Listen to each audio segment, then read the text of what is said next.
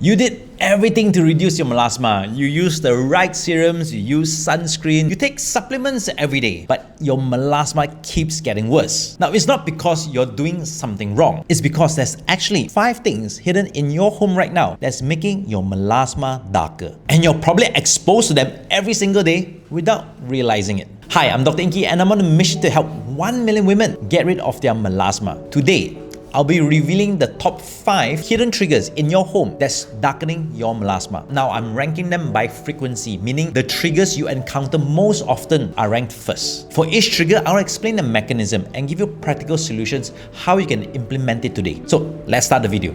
Number 5 is poor sleep quality, and this is the root inflammation trigger. Now, this is ranked at number 5, not because it's the least important, but because it's the least frequent immediate trigger. So, most of us only sleep once per night, but its impact is enormous. Why the sleep quality matters for melasma? Because when you sleep poorly, whether it's insufficient hours, example less than 7 hours of sleep, or you have an interrupted sleep, or even poor sleep quality, your body enters a state of chronic stress. Stress hormones like cortisol tend to spike, inflammation markers tend to increase, and your immune system becomes overactive. For melasma-prone skin, this is a total disaster. Melasma thrives on inflammation. Poor sleep equals constant inflammation signal to your melanocytes. So the bed environment actually matters a lot. Your bed isn't just about rest, it's about the condition you create for your skin overnight. So what do you need to do instead? Sleep 7 to 8 hours every single night. This is non-negotiable for inflammation control. You need to keep your bedroom cool, ideally between 18 to 20 degrees Celsius or 65 to 68 degrees Fahrenheit,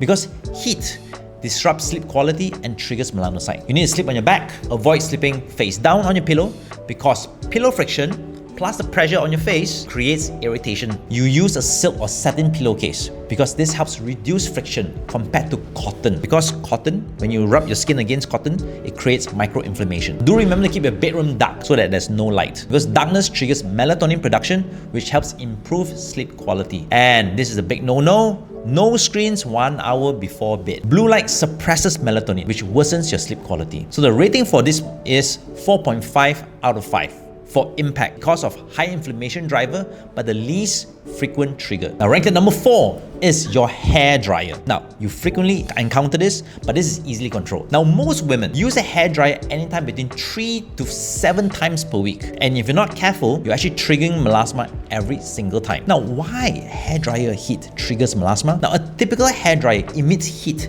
anywhere between 27 to 54 degrees Celsius or 80 to 130 degrees Fahrenheit. And when you're blow drying your hair, specifically near your face, the heat radiates onto your skin. So even if you're not directly aiming the hair dryer to your face, ambient heat around the area around your skin rises, and this heat will trigger something known as vasodilation, which is your blood vessels opening up. This will then signal to the melanocytes to produce more pigmentation, and this accelerates your melasma darkening. So the practical solutions are this: use a low heat setting. Most hair dryers have 2 to 3 heat levels. Use the lowest setting possible when drying your hair. The results take slightly longer, but the melasma stays calm. Keep your hair dryer at least 12 inches away from your face. Create a distance. Point it at your hair, not at the facial area. Dry your hair in a cool room. Open a window or step outside if climate permits while blow drying. Limit your blow drying frequency. If it's possible, air dry, especially at night. Reserve those blow drying days for really important days like when you have a meeting or photo shoot. Use the cool shot function. And because most hair dryers actually have a cool shot button, use it in the final 30 seconds to cool down your hair and your face. So the rating for melasma is 3 out of 5 because even though there's frequent exposure, but this is actually easily managed. The third hidden thing is hot showers, because this can trigger your melasma daily. Now, if you shower daily, and most of us actually do, you're potentially triggering your melasma every single day with hot water. So how does hot shower trigger melasma? Hot water does 3 things to melasma-prone skin. It increases skin temperature. Hot water directly hits your skin, signaling to your melanocytes. It strips skin barrier. Hot water removes natural oil, creating micro-inflammation. This causes vasodilation, and dilated blood vessels equals more heat plus more inflammatory signals. Even a 5-minute hot shower every single day compounds melasma over weeks, months, and years. So the practical solution is this: switch to lukewarm showers. Aim for 32 to 36 degrees Celsius water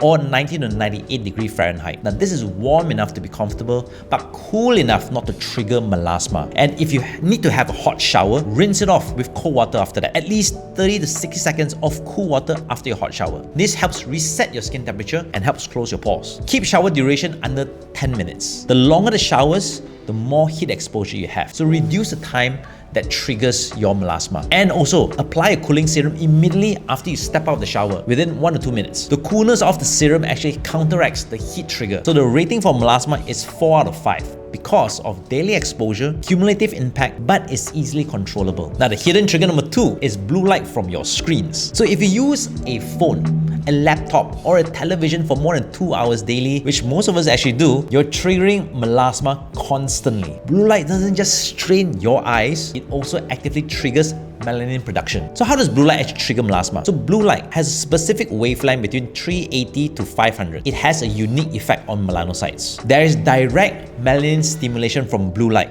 because it helps activate melanocytes more than other sort of visible light wavelengths. It generates something known as reactive oxygen species, ROS, which is free radicals, triggers inflammation in your skin, and ROS actually penetrates really deep into your skin. Now, unlike UV light, blue light actually penetrates into your dermis, reaching your melanocytes directly. So, constant exposure to blue light, unlike sunlight, is actually worse for your skin. Research shows that women with melasma who reduce screen time see slower darkening of their melasma. Women who add blue light protection on their skin sees faster fading of their melasma. So here are the practical solutions for you. First of all, use blue light glasses. Wear them during screen time. Now, it doesn't matter you're at work or you're at home. They filter out roughly about 50 to 80% of blue light depending on the quality of the glasses. Enable certain screen filters on your television or on your laptops. And a lot of screens these days have built-in blue light filters. Enable them especially after 3 p.m. Hold your screens at a distance. Alright, if you have a phone, at least 12 inches from your face. Sit at least 24 inches from your laptop, because the longer the distance, the lesser the blue light intensity on your skin. And very importantly, just limit the screen time. Now, this is obvious, but it's actually quite critical. Reduce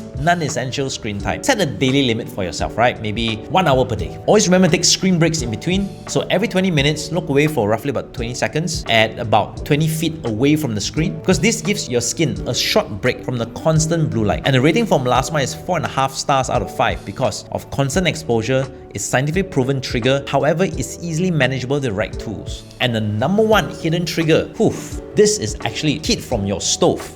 If you cook regularly, even just 20 minutes a day, this is likely the number 1 thing darkening your melasma. Most women don't realize that they're actually triggering melasma every time they stand in front of a stove or a hot oven. So how does a stove triggers melasma? The heat from your stove or oven, no, it doesn't matter whether it's gas or electric, creates a powerful signals for melanocytes. Direct heat radiation, especially when you're standing like just a couple of feet from a stove, exposes you to heat of 150 to 200 degrees Fahrenheit, which is 65 to 95 degrees Celsius. And while you're cooking, there's sustained exposure. A lot of us cook roughly about 20 to 30 minutes. And this is 20 to 30 minutes of continuous heat and infrared exposure. You also have face level exposure because most of the time you're standing upright or looking at the oven. And then a lot of us cook daily. So this is repeated every single day. So you have cumulative effect over weeks and months. So even a 15-minute of daily stove heat is equal to 1.5 hours per week of direct melanocyte triggering. So over a month, there's 6 hours of melasma darkening heat exposure. So here are the practical solutions around it. Always use an exhaust fan. Turn it on before you start cooking and keep it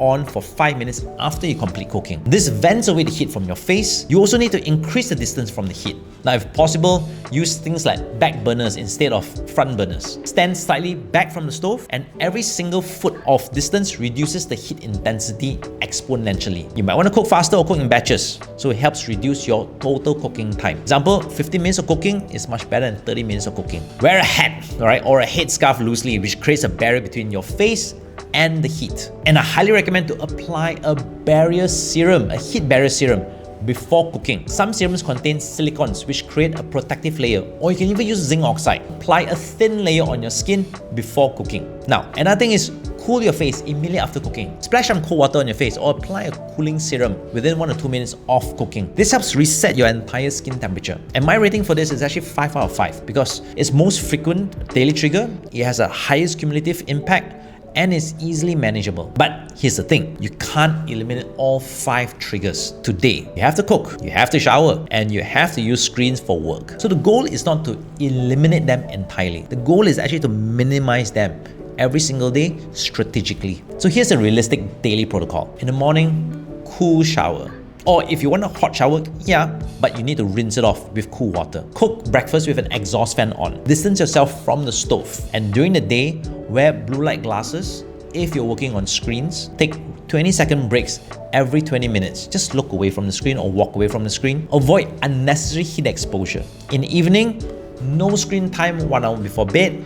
Take a nice cool shower. Sleep on your back on a cool, dark room. Use a silk pillowcase, and weekly air dry your hair whenever possible. And when you're blow drying your hair, use low heat, at least 12 inches from your face, cool shot at the end. Ensure anywhere between 7 to 8 hours of sleep every single night. And there is a compounding effect. If you implement even 50% of this strategy, you will see slower melasma progression within the next 2 to 3 weeks. The cumulative effect reduces inflammation load on your skin consistently.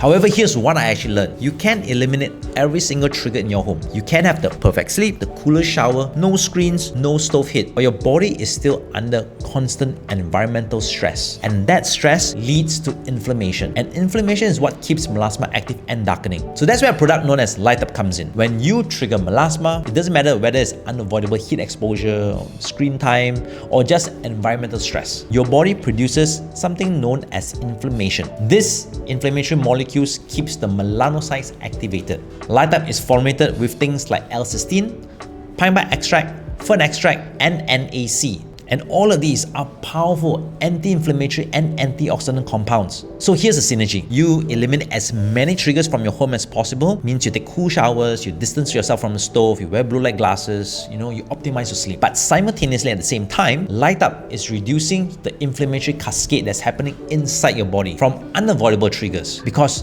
there will be some sort of heat exposure, there will be some sort of screen time, and you will definitely have stress. And the result is your skin isn't constantly receiving inflammatory signals to produce melasma. My patients who eliminate triggers and take Light Up see faster, more sustained melasma fading than those who just do either one alone. So you do everything to reduce your melasma. Now you know why it keeps getting worse. It's these particular 5 hidden triggers in your home. So implement the practical solutions that I've given you today. Start with the highest frequency trigger. Start with stove heat first. Work your way down. Add Light Up to handle inflammation internally. Because at the end of the day, you've actually got this. Your melasma will start to fade. Now, I'm Dr. Ingky, and I'm on a mission to help 1 million women get rid of their melasma. Thank you for watching, and if this has helped, please subscribe to the channel, and I'll see you in the next video.